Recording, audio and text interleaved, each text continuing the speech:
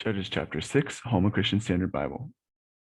The Israelites did what was evil in the sight of the Lord, so the Lord handed them over to the Midianites 7 years, and they pressed Israel. Because of Midian, the Israelites made hiding places for themselves in the mountains, caves, and strongholds.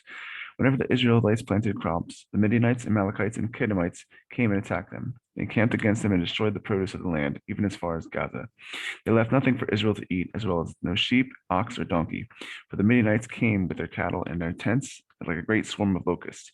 They and their camels were without number, and they entered the land to waste it.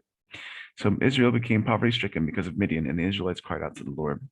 When the Israelites cried out to him because of Midian, the Lord sent a prophet to them. He said to them, "This is what the Lord God of Israel says: I brought you out of Egypt and out of the place of slavery. I delivered you from the power of Egypt and the power of all who oppressed you.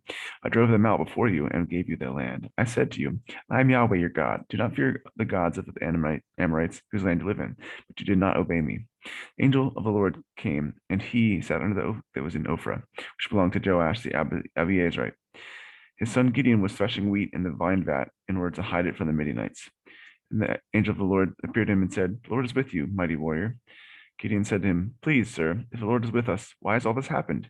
And where are all his wonders that our fathers told us about?" They said, "Hasn't the Lord brought us out of Egypt? But now the Lord has abandoned us and handed us over to Midian." The Lord turned to him and said, "Go in the strength you have and deliver Israel from the power of Midian. Am I not sending you?" He said to him, "Please, Lord, how can I deliver Israel? Look, my family is in the weakest in Manasseh, and I am the youngest in my father's house. But I will be with you," the Lord said to him. "You will strike Midian down as if it were one man." Then he said to him, if I have found favor in your sight, give me a sign that you are speaking with me. Please do not leave this place until I return to you. Let me bring a gift and set it before you." And he said, "I will stay until you return." So Gideon went and prepared a young goat and unleavened bread from a half bushel of flour. He placed the meat in a basket and the broth on a pot.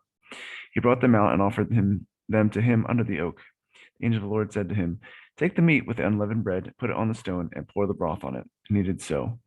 And the angel of the Lord extended the tip of the staff that was in his hand and touched the meat and the unleavened bread. Fire came up from the rock and consumed the meat and unleavened bread. Then the Lord vanished from his sight. The angel of the Lord vanished from his sight. When Gideon realized that he was the angel of the Lord, he said, "Oh no, Lord God, I have seen the angel of the Lord face to face." But the Lord said to him, "Peace to you. Don't be afraid, for you will not die." So Gideon built an altar to the Lord there and called it Yahweh Shalom. It is an Ophrah of the Abiezrites till today. On that very night, the Lord said to him, "Take your father's young bull and a second bull 7 years old. Then tear down the altar of Baal that belongs to your father and cut down the Asherah pole beside it. Build a well-constructed altar to the Lord your God on top of this rock. Take a second bull and offer it on the as a burnt offering with the wood of the Asherah pole you cut down." So Gideon took 10 of his male servants and did just as the Lord had told him. Because he was too afraid of his father's household and the men of the city to do it in the daytime, he did it at night. When the men of the city got up in the morning, they found Baal's altar torn down, the Asherah pole beside it cut down, and the second bull offered up on the altar that had been made. They said to each other, "Who did this?" After they made a thorough investigation, they said, "Gideon, son of Joash, did it."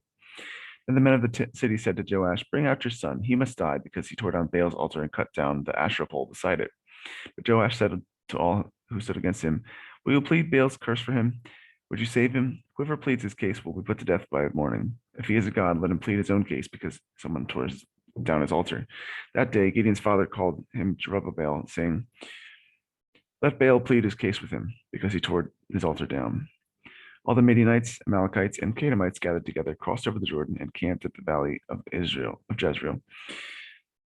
The Spirit of the Lord took control of Gideon, and he blew the ram's horn, and the Abiezrites rallied behind him. He sent messengers throughout all of Manasseh who rallied behind him. He also sent messengers throughout Asher, Zebulun, and Naphtali, who came to meet him.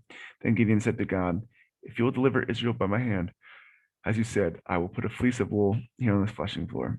If the dew is only on the fleece and all the ground is dry, I will know that you will deliver Israel by my strength, as you said." That is what happened. When he got up early in the morning, he squeezed the fleece and wrung the dew out of it, filling a bowl with water. Gideon then said to God, "Don't be angry with me. Let me speak one more time. Please allow me to make one more test of the fleece. Let it remain dry and the dew be all around of the ground." That night, God did as Gideon requested, only the fleece was dry and the dew was all over the ground.